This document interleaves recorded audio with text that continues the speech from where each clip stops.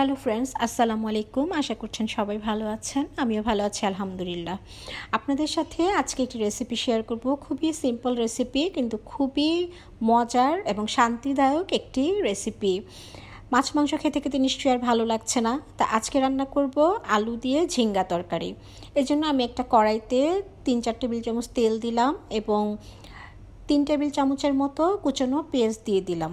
এখন এই পেঁয়াজটাকে একটু লাল করে ভেজে নিব। দিয়ে দিচ্ছি একটি তেজপাতা,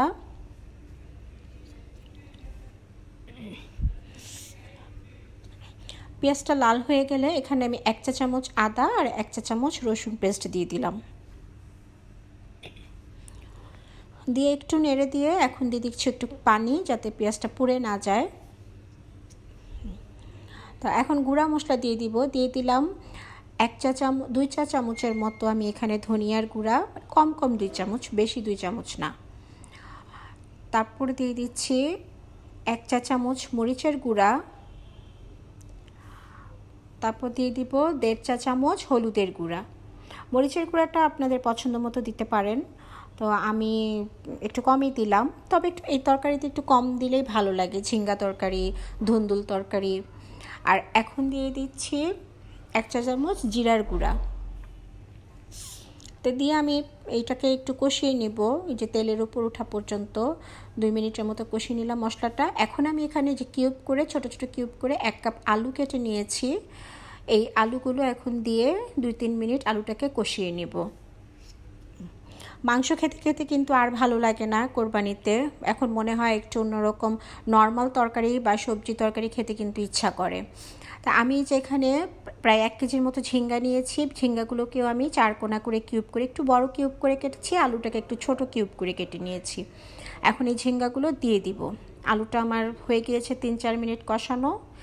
এই ঝিঙ্গাগুলো দিয়ে এখন আমি 2-3 মিনিট কষিয়ে নিব ঝিঙ্গাগুলো।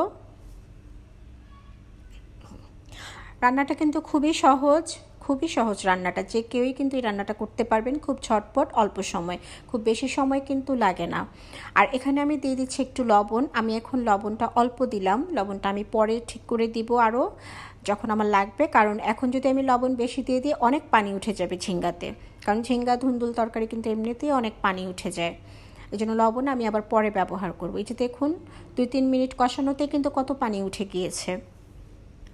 তা আমি কিন্তু ঝিঙ্গাতে কোনো পানি দিব না, এই ঝিঙ্গা থেকে যে পানি উঠবে সেই পানি দিয়ে কিন্তু ঝিঙ্গার তরকারিটা আমি রান্না করব। এই যে আমি ঢেকে দিচ্ছি, এখন ঢেকে দিব আমি 5-6 মিনিটের জন্য।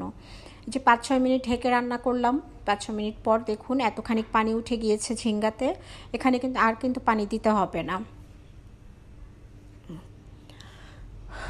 তো 5-6 মিনিট হয়ে গিয়েছে। 5-6 মিনিটের পর আর ঢাকনা দিয়ে রান্না করব না, এখন শুধু ঢাকনা খুলেই রান্না করে থাকবো ঝোলটা টেনে আসা পর্যন্ত। ঝিঙ্গা যেহেতু অনেক পানি উঠে যায়, ঝোলটা টেনে আসা পর্যন্ত রান্না করতে থাকবো। চালটা কিন্তু চুলার আঁচটা মিডিয়াম হাইতে থাকবে, একদম হাই না। পরে কিন্তু একটু হাই করে দিয়ে টানিয়ে নিতে হবে। এই যে ঝোলটা আমার এতটুক টেনে গিয়েছে, এখন আমি এই যে আবার লবণ দিয়ে দিচ্ছি, কারণ লবণটা যদি একবারে দিয়ে দেই তাহলে কিন্তু অনেক পানি উঠে যায় ঝিঙ্গাতে। যে লবণ দেওয়ার পর এমন হলো, তরকারিটা কিন্তু আমার প্রায় হয়ে গিয়েছে। এখন শুধু আর বাকি কিছু মশলা দিব। এই যে আমি এখানে 1 চা চামচ গরম মশলার গুঁড়ো দিব। গরম মশলা গুঁড়োটা দিলে কিন্তু খুবই ভালো লাগে এই ঝিঙ্গা সবজিতে, আপনারা দিয়ে দেখবেন। আর দিয়ে দিব 1/2 চা চামচ জিরার গুঁড়া। তো রান্নাটা কিন্তু আমার প্রায় কমপ্লিট। আর কিছু কাঁচামরিচ দিয়ে আমি 2 মিনিট ঢাকনা দিয়ে চুলার অল্প আঁচে দমে বসিয়ে নামিয়ে ফেলবো। তো আজ এ পর্যন্তই। আমার রেসিপিগুলো যদি ভালো লাগে, রেসিপিটা আপনাদের কাছে সহজ লাগে, তাহলে অবশ্যই একটা লাইক করে দিবেন এবং চ্যানেলটি সাবস্ক্রাইব করে পাশে থাকা ছোট্ট বেল বাটনটি ক্লিক করে রাখবেন, যেন আমি যখনই কোনো রেসিপি দিব, সহজ রেসিপি, আপনাদের কাছে সবার আগে চলে যায়, আপনারা দেখে নিতে পারেন। আর যারা আমার চ্যানেলটি সাবস্ক্রাইব করেছেন তাদেরকে জানাচ্ছি অসংখ্য ধন্যবাদ। আর রেসিপি সম্পর্কে কোনো প্রশ্ন থাকলে আমাকে কমেন্টে লিখে জানাবেন, আমি উত্তর দেওয়ার চেষ্টা করব ইনশাল্লাহ। তো আমার তরকারিটা কিন্তু এই যে হয়ে গিয়েছে, এত সুন্দর হয়েছে মাশাআল্লাহ তরকারিটা, এবং স্বাদও এত ভালো হয়েছে, মাছ মাংস কিছুই লাগবে না যদি এমন একটা তরকারি থাকে। সবাই ভালো থাকবেন, আল্লাহ হাফেজ।